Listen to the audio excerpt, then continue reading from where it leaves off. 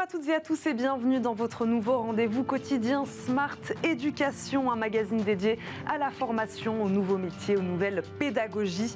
Le rendez-vous qui donne un futur à la jeune génération. Nous allons parler aujourd'hui formation au numérique, une priorité du quinquennat et de France Relance, déclarée Elisabeth Borne en mai dernier. Pourtant, dans les faits, ce n'est pas encore ça. Alors que la digitalisation de l'économie s'est accélérée, les besoins de recrutement dans le secteur sont toujours aussi importants et les entreprises sont en peine de candidats.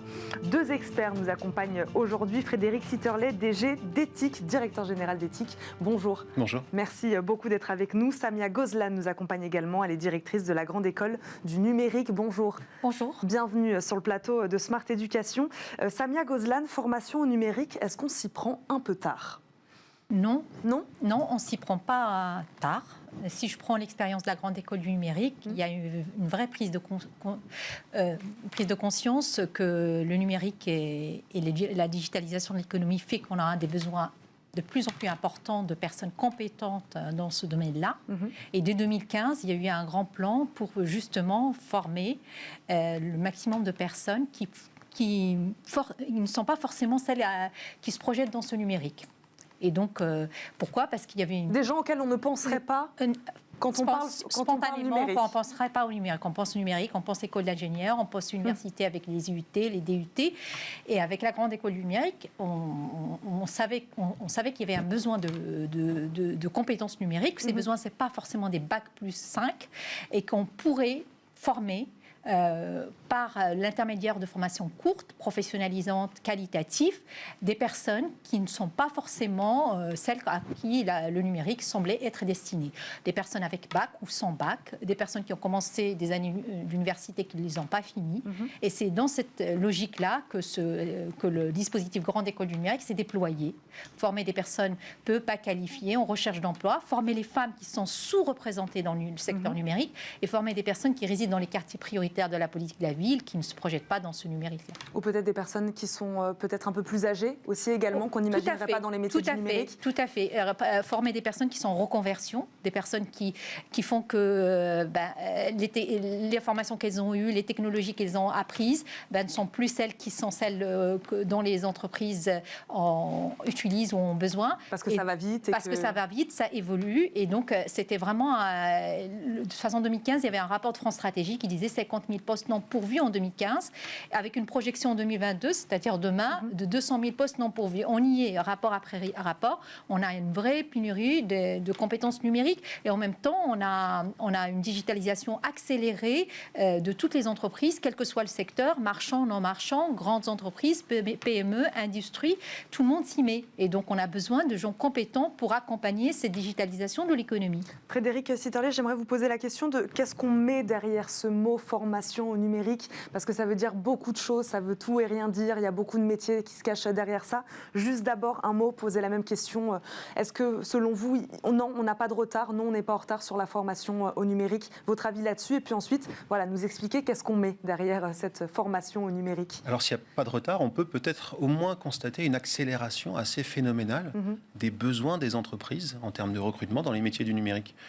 Il y a des industries qui ont mis des années. La musique s'est transformée, a fait sa mutation numérique en quelques années. La presse, l'audiovisuel, plus récemment, a fait sa mutation numérique en quelques années. Et puis le reste des industries a fait sa mutation numérique en mars 2020, quasiment du jour au lendemain. Ouais. Toute l'industrie, tous les services se sont digitalisés, toute la société s'est digitalisée. Parce que, contraintes sanitaires obligent, on a compris aussi l'intérêt de la numérisation de l'ensemble de nos activités. Et aujourd'hui, les entreprises n'ont plus une stratégie digitale au sein de leur stratégie. C'est toute la stratégie de l'entreprise qui est digitalisée. Et ça se traduit par des fortes demandes et des forts besoins des entreprises. Aujourd'hui, donc la demande est là, celle des entreprises. L'offre est-elle là aussi? Un diplômé d'une grande école de la tech sort à 95 à 98% avec un emploi sur des salaires qui flirtent aujourd'hui avec salaire d'embauche à 42 000 € annuels bruts. Donc la tech aujourd'hui, c'est la voie royale vers un emploi et puis probablement plus vers une carrière épanouissante aussi, parce que c'est une employabilité durable qu'on essaie de développer au sein de l'ensemble de nos établissements. Et donc, qu'est-ce qu'on met alors derrière ce mot formation au numérique? Parce que, voilà, on peut mettre beaucoup de choses. J'en parlais tout à l'heure, on parlait de métiers qui n'existent même pas encore. Comment former aujourd'hui ces jeunes, ces moins jeunes, ces femmes, ces hommes au numérique? Voilà, sur des métiers qu'on ne connaît pas encore. En fait, en France, on a une formation extrêmement qualitative. Nos ingénieurs on peut être fiers de ça? On peut être très fiers. Nos ingénieurs sont les meilleurs. L'université aussi, avec ses formations de UT, DUT, etc. Mais ces formations-là sont des formations qui s'inscrivent dans la durée.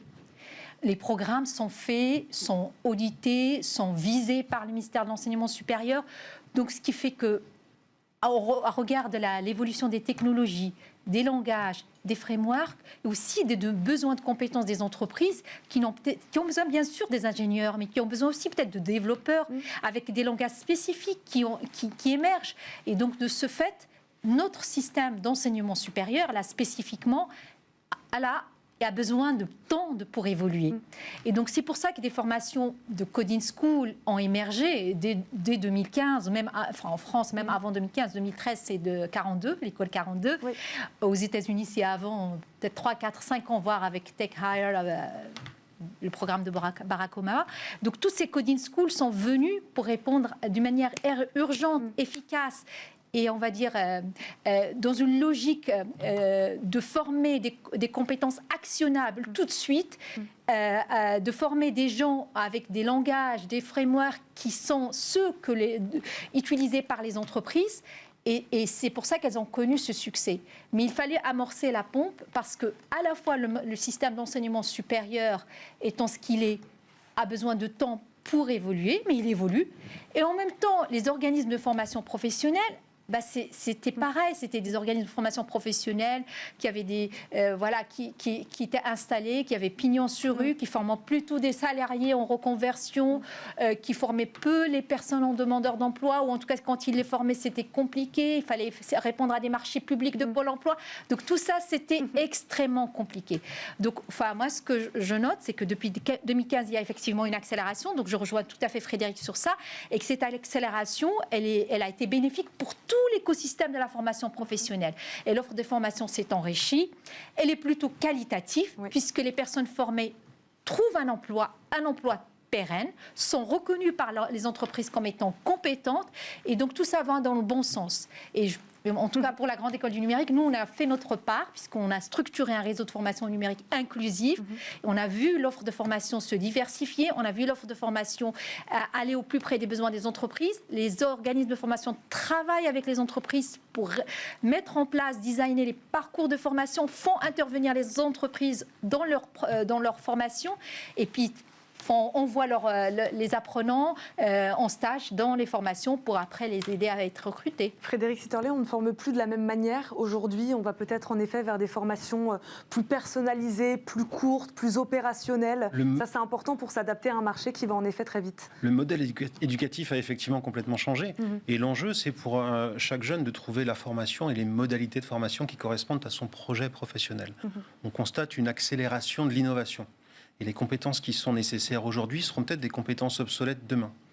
Et on a là deux solutions pour répondre à cette tension sur le marché de l'emploi. Il y a des offres qui fonctionnent très très bien, d'employabilité immédiate. Vous allez sur un service comme studi.fr et vous trouvez votre formation diplômante, certifiée. Vous la suivez totalement en ligne, c'est payé par le CPF, c'est payé par les aides régionales et vous accédez à une employabilité immédiate. Ça, c'est une première solution. Et puis les grandes écoles de la tech et du digital comme la nôtre apportons une seconde solution qui consiste à offrir une employabilité durable. On accompagne nos étudiants sur des hard skills, évidemment, mais aussi sur des soft skills. On les met en situation d'apprendre à apprendre, exactement. Et apprendre à apprendre, c'est une garantie contre une forme d'obsolescence programmée. Parce que vous aurez toujours dans 3 ans, dans 5 ans, dans 10 ans, une nouvelle technologie. Vous aurez toujours un gamin plus malin que vous, plus fort que vous, peut-être moins bien payé. Et finalement, vous allez devenir tricard sur le marché de l'emploi. Alors que ce que vous allez acquérir dans une grande école de la tech et du digital, c'est des compétences qui vous permettent de garantir cette employabilité durable, parce qu'au fil de l'évolution des compétences demandées, on va continuer à vous former et vous allez vous-même vous former sur le marché. On le voit bien aujourd'hui, un recruteur va préférer des soft skills en se disant les hard skills, s'il ne les a pas, c'est pas grave, il va les acquérir, c'est pas grave, on va le former. L'alternance est un fantastique moyen d'accéder à l'emploi, c'est une forme de pré-embauche et c'est le moment où les entreprises forment aux hard skills aussi. Et l'enjeu pour nous, c'est de former nos jeunes aux soft skills pour les armer pour une carrière épanouissante. Apprendre à s'adapter, en effet, un monde qui change très très vite. Expliquez-nous la teneur, Samia Ghozlan, la teneur du partenariat conclu entre Pôle emploi et la Grande École du Numérique. J'en parlais tout à l'heure, le gouvernement veut mettre le paquet, en tout cas sur cette question-là. Oui. Comment ça marche ? En fait, la Grande École du Numérique, depuis 2015, donc depuis 5 ans, a démontré qu'elle était capable de structurer un réseau au métier du numérique inclusif. C'est-à-dire que notre réseau, à la fois, intervient sur toute la chaîne de valeur de ce qui pourrait être un parcours de formation numérique inclusive.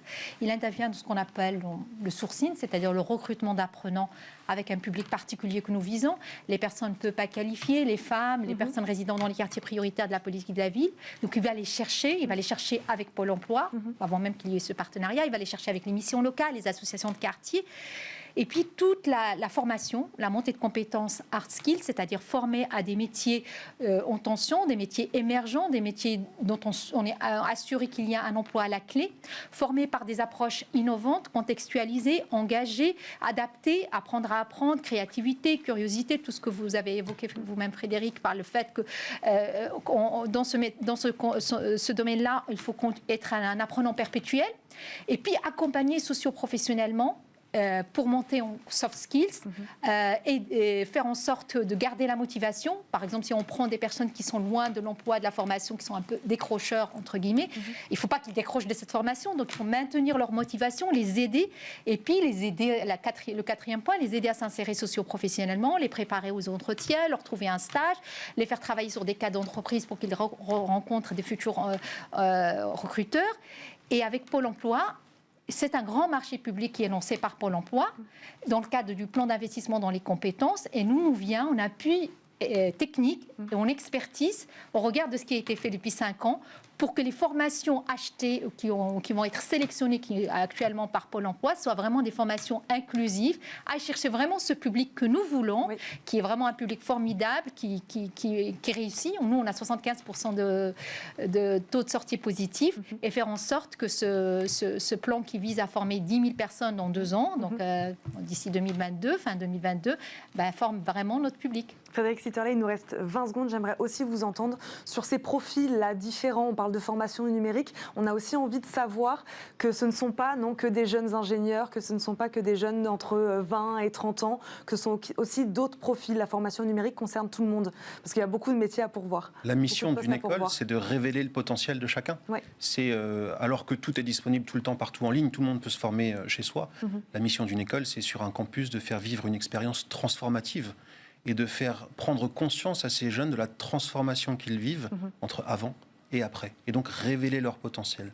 Et c'est là l'enjeu, et c'est là où la tech, parce que la tech a un impact sur tout, la tech permet à ces jeunes de prendre leur vie en main, de dérouler leurs projets et d'avoir à travers leur vie professionnelle un impact sur leur environnement, leur société, et un impact sur la transformation digitale qui est en train de vivre le monde. Et de trouver un sens, donc, à ce qu'ils font. Exactement. Merci beaucoup à tous les deux d'avoir été avec nous. Frédéric Sitterley, directeur général d'Ethic. Merci d'avoir été là. Samia Ghozlan, directrice de la Grande École du Numérique. Merci beaucoup. C'est déjà la fin de cette émission. Merci à vous de nous avoir suivis. On se retrouve demain, même heure, pour un nouveau numéro de Smart Éducation. À très vite.